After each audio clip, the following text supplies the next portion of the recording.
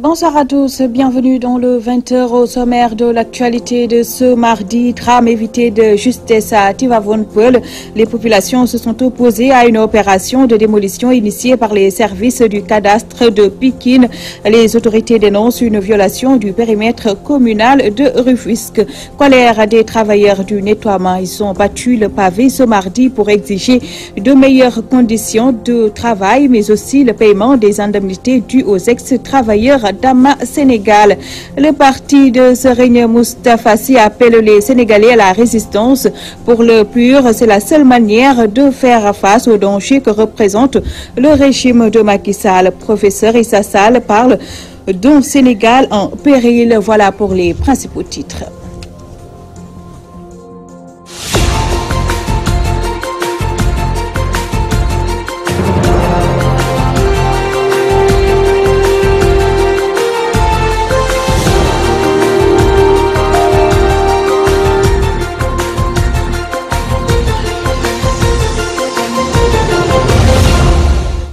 À Tivaouane-Peulh, une opération de démolition a failli virer au drame. Le pire a d'ailleurs été évité de justesse. Tout est parti d'une descente des services du cadastre de Pikine pour détruire des maisons.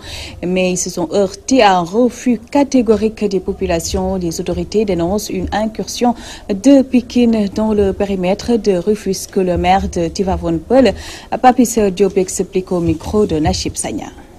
À notre grand regret, nous le constatons une fois de plus, nous avons eu dans le passé à faire la délimitation avec l'Agence nationale d'aménagement territoire, en présence du gouverneur, du préfet de département et d'autres services techniques de l'État.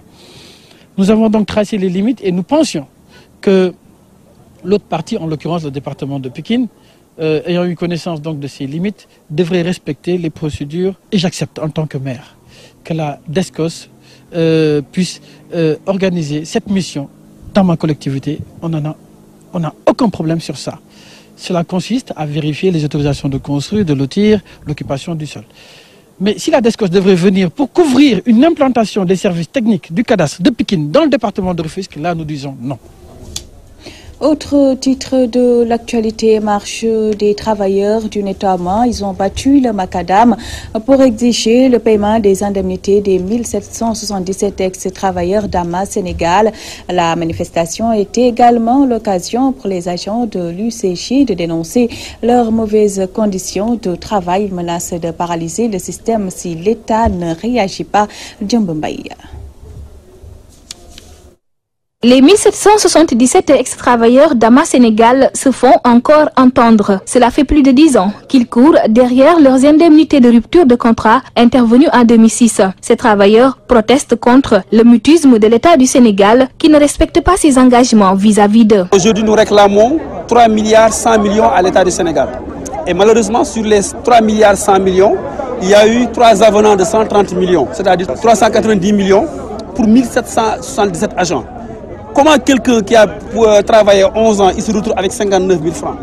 Et aujourd'hui, l'actuel Premier ministre Boun Abdallah Dionne avait demandé à ce qu'au moins qu'on lui fasse un échéancier à court, moyen, long terme pour le paiement définitif de cette situation. Mais malheureusement, depuis 2 ans, nous avons constaté une léthargie. Pour nous, c'est un manque de respect et de considération. Ces travailleurs sont dans des conditions exécrables. Cette situation n'a que trop duré. La marche était également l'occasion pour l'unité de coordination de la gestion des déchets solides de mettre à nu les mauvaises conditions de travail des agents du service du nettoiement. Avec l'arrivée du nouveau coordonnateur, il y a une situation qui est là, une léthargie. On ne peut pas concevoir sur un budget de 17 milliards que la masse salariale des 1600 agents ne dépasse même pas 3 milliards. Nous, on se pose la question à ça, où va l'argent des ordures? Nous demandons aujourd'hui à ce qu'au moins que cette convention collective puisse être appliquée pour non seulement régler le statut des travailleurs, mais régler le plan de carrière. Il y a aussi la situation des journaliers. Nous avons des agents. Depuis 2 ans, ils sont des journaliers, ils sont des volontaires. Leur situation n'est pas encore réglée. Donc je pense qu'aujourd'hui, par rapport à ce budget, comme le président de la République a commandité un audit technique, un audit financier, un audit administratif, nous sommes des républicains et nous sommes pour. La marche a vu la participation de 6 syndicats en procession. Ils se sont rendus jusqu'au ministère de la Gouvernance territoriale, du Développement et de l'Aménagement du territoire pour une entrevue avec les responsables.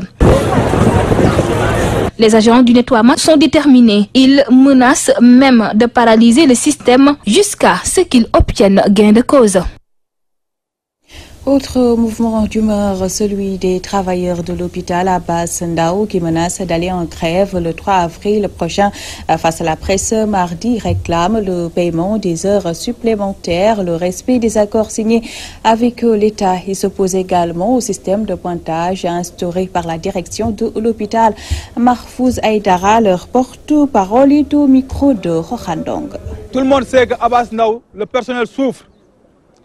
Le personnel souffre de la dette sociale, le personnel souffre des ruptures à n'en plus finir, le personnel souffre des conditions de travail.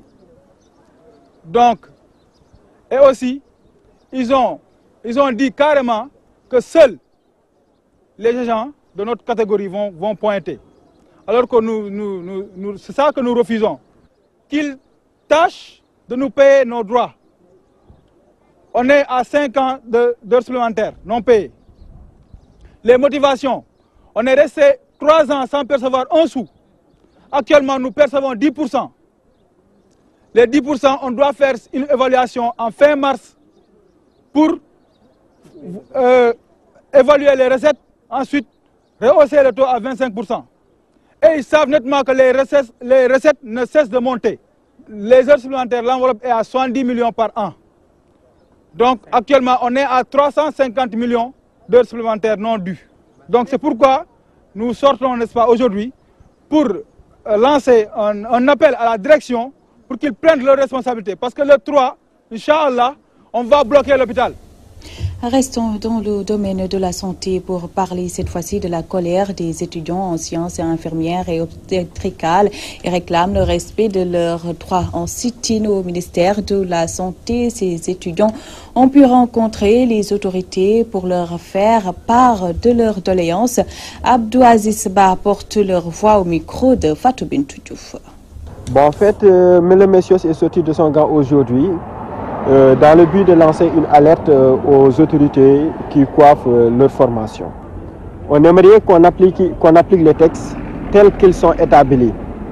Et parce que je fais référence au document de l'OAS, Organisation Ouest-Africaine en santé, qui dit après la validation des 6 semestres, la formation est sanctionnée par un examen de certification nationale et unique.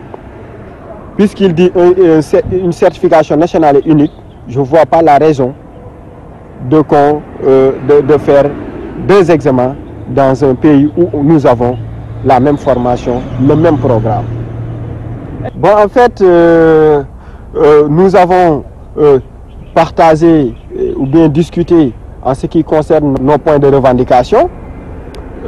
Il a beaucoup expliqué, il nous a donné des informations. Exactement. Bon, le DRH et son équipe, on a beau échanger sur nos différents points de revendication, sur lesquels je préfère aller au bureau, discuter ça là-bas afin de voir ce qu'il y a lieu de faire. Nous ne disons pas qu'il n'y a pas de satisfaction, parce que n'oubliez pas que nous ne sommes qu'une portion du mouvement. Nous sommes des délégués.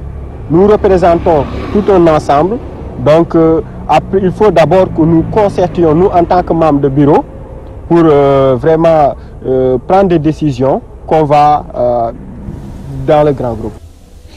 Direction Tindodi, une localité de la commune de Touba dépourvue d'infrastructures de base. En plus de l'enclavement, l'extension du réseau électrique pose problème dans cette cité religieuse. La situation a poussé les dignitaires mourides de cette contrée à interpeller le chef de l'État.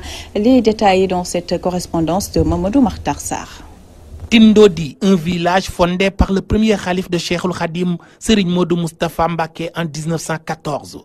Cette cité religieuse de la commune de Touba, depuis sa création, n'a jamais bénéficié des largesses du pouvoir. Une situation qui a poussé le chef de village et autres notables de Tindodi à monter au créneau. C'est une localité qui est laissée en rade. Il n'y a aucune infrastructure à Tindodi. Pas de route. Pas d'électricité, absolument rien du tout. Les populations sont laissées à elles-mêmes. les populations sont laissées à elles-mêmes. Alors il est temps maintenant pour nous, habitants de Tindodi, de crier notre ras-le-bol. Prendre la route pour venir à Tindodi, c'est un calvaire. C'est tout un calvaire. C'est une route impraticable. Impraticable. Vraiment. Même les populations ici, les quelques talibés, ils vont même jusqu'à taquiner Serigne Cheikh Aliou pour lui dire qu'il faut prendre les charrettes pour voir l'état de délabrement des routes. C'est notable de Tindodi d'ajouter que les populations qui s'acquittent régulièrement de la taxe rurale exigent une réaction des autorités. Les populations payent les impôts et autres taxes, mais en retour, le gouvernement, les élus locaux, ils ne font absolument rien du tout envers les populations de Tindodi. Si maintenant nous avons utilisé cette fois-ci la voie douce, nous avons d'autres moyens pour nous faire entendre. Et nous lançons maintenant un appel à nos autorités de vraiment prendre considération à nos paroles. Sinon, nous allons passer à la vitesse supérieure.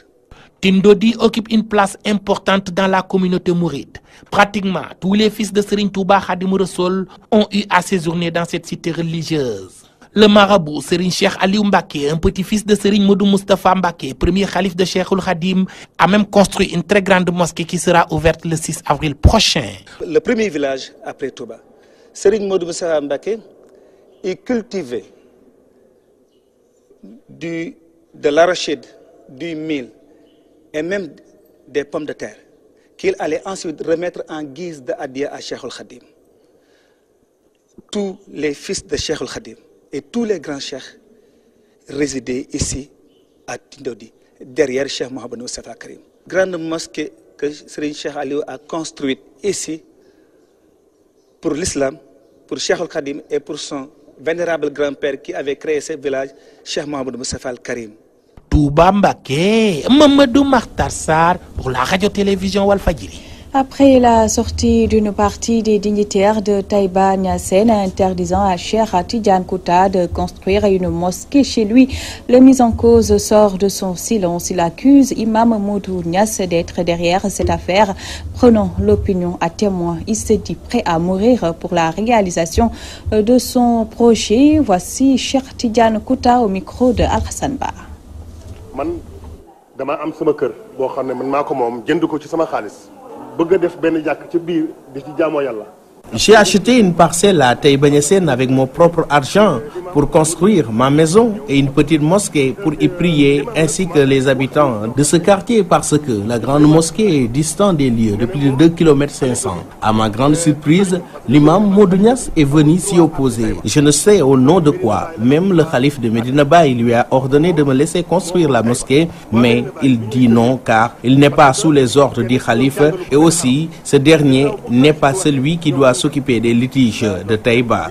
C'est ainsi que je suis allé suivre la voie juridique parce que nous sommes aussi dans un pays de droit. Il se dit être au-dessus de la loi. Mais moi, je vais suivre et me conformer à la loi et prêt à accepter la décision de la justice.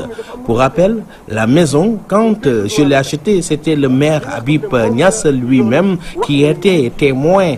Alors, comment je peux me procurer de faux documents administratifs?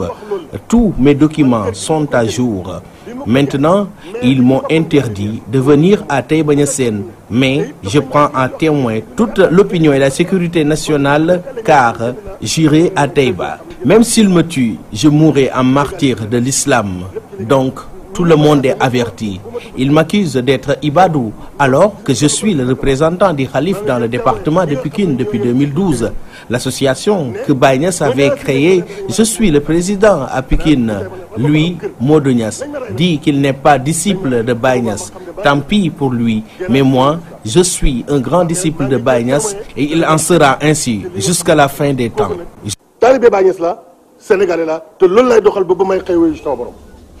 Je vous le disais dans les titres, le pur sur la situation actuelle du pays parle d'un Sénégal en péril et appelle à la résistance nationale. C'est pour s'opposer à toute tentative de ce qu'il appelle tripatouillage de la Constitution face à la presse. Le parti de l'unité et du rassemblement dénonce la gouvernance de Macky Sall. Suivons ce compte-rendu de Abdou Roudous Diallo. Face à ce qu'il appelle je m'en foutisme d'État, le parti de l'unité et du développement n'entend pas laisser faire le pouvoir en place. Pour le PUR, le parrainage ne passera pas. Quand vous demandez à quelqu'un 70 000 signatures, c'est pour faire en sorte que cette personne ne soit pas candidat aux élections. Et donc, ceux qui le décident voudraient aller seuls aux élections. Parce que pour empêcher à quelqu'un d'aller aux élections, il faut peut-être l'enfermer. Je pense que c'est ce qu'on fait au Sénégal. On enferme, on exile, on fouille des dossiers, mais si on n'a rien trouvé, on essaie donc d'instaurer le parrainage. Ce qu'il faut retenir, c'est que cette affaire est une hérésie. Peut mettre le pays sens dessus, sens dessous.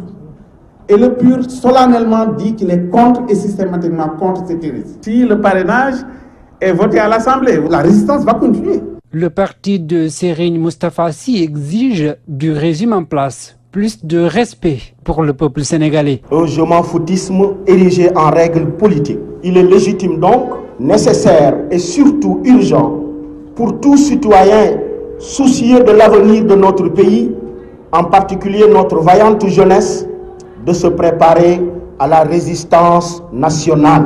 Le PUR lance aux Sénégalais ce cri du cœur et nous exigeons de ce régime aux abois la traduction en justice de tous les délinquants financiers épinglés par les corps de contrôle de l'État. Il n'est pas acceptable que notre démocratie soit prise en otage par une minorité sans conscience. Le PUR déclenche ainsi le compte à rebours pour la prise en charge des préoccupations de l'opposition avant la présidentielle de 2010. Abdou Khoudous Diallo, politique toujours, l'Alliance pour la République se renforce dans la commune de Rufisque avec l'adhésion de la journaliste Nafissatou Diouf au cours d'un meeting de ralliement tenu le week-end. La nouvelle apériste a dit sa détermination à participer à la réélection de Macky Sall. Nachib Sagna. L'APR de Rufisque s'est renforcée de nouveaux membres. En effet, Dr Nafissatou Diop de la RTS vient d'atterrir dans le parti avec tous ses militants. La rentrée politique est un moment de démonstration de force pour cette dame qui a fait du chemin.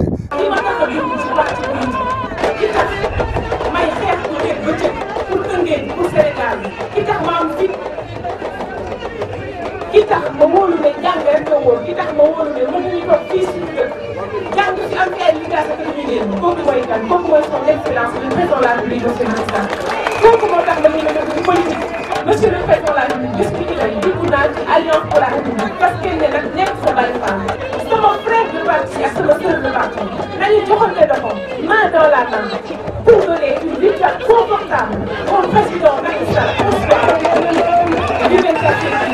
Pour les responsables de l'APR à Rufisque, Nafissatou Diouf et ses hommes sont venus au bon moment. Le parti est en train de se stabiliser en initiant beaucoup d'activités pour réélire le président Macky Sall au premier tour.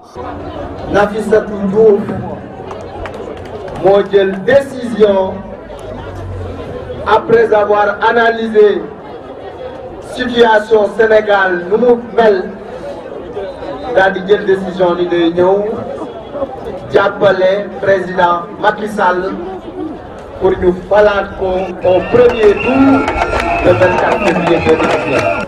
Président Macky Sall Nafi kontaan na ci. ki nga tànn pour ànd ak moom jar na àndal.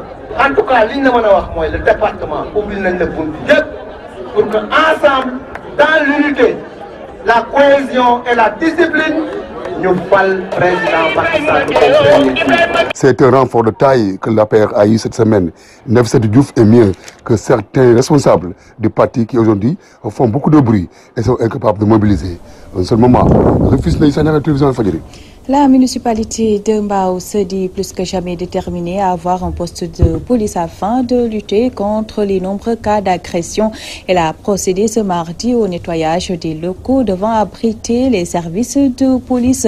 Occasion saisie par le maire pour interpeller l'État sur cette vieille doléance devenue, selon lui, une demande sociale. Abdoulaye Pouy s'est entretenu avec Théodore Semedo.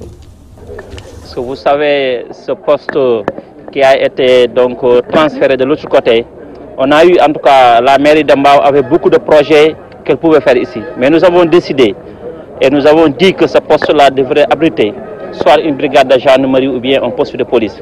Ça fait 3 à 4 ans que nous avons écrit et que nous avons mis à la disposition de l'État ce site déjà construit pour donc ériger une brigade de gendarmerie ou bien un poste de police. Et là, cela n'a pas été fait depuis très longtemps. Nous avons tous vu les conséquences. Il y a eu mort d'homme à Kermbefal. Il y a eu des meurtres d'enfants à Petimbao. Alors, avec le nouveau ministre de l'Intérieur, Alongo Ndiaye, quand j'ai fait vraiment un plaidoyer à travers la presse, il m'a appelé, il m'a écouté. Il ne savait pas que tout cela avait été déjà fait et que ce site avait été mis déjà à la disposition de l'État.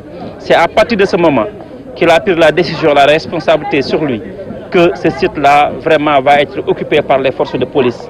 Et je crois que ça fait 2 à 3 jours qu'il est venu là sur place pour constater des visites quand même par rapport à... Une note de sport avant de boucler ce journal. Football au Sénégal, Bosnie. Les Lions ont fait match nul, blanc 0-0 devant les Bosniaques. Deuxième match de préparation pour les hommes de Aliou Cissé avant la publication de la liste des 23 joueurs pour la Coupe du Monde. On va y revenir dans nos prochaines éditions avec Cheikh Tidiane Gomis. C'était le journal de la rédaction. À vous tous, merci de l'attention. Retrouvez tout juste après moi Moustapha Diop pour la dernière partie de l'édition du soir. Bien à vous.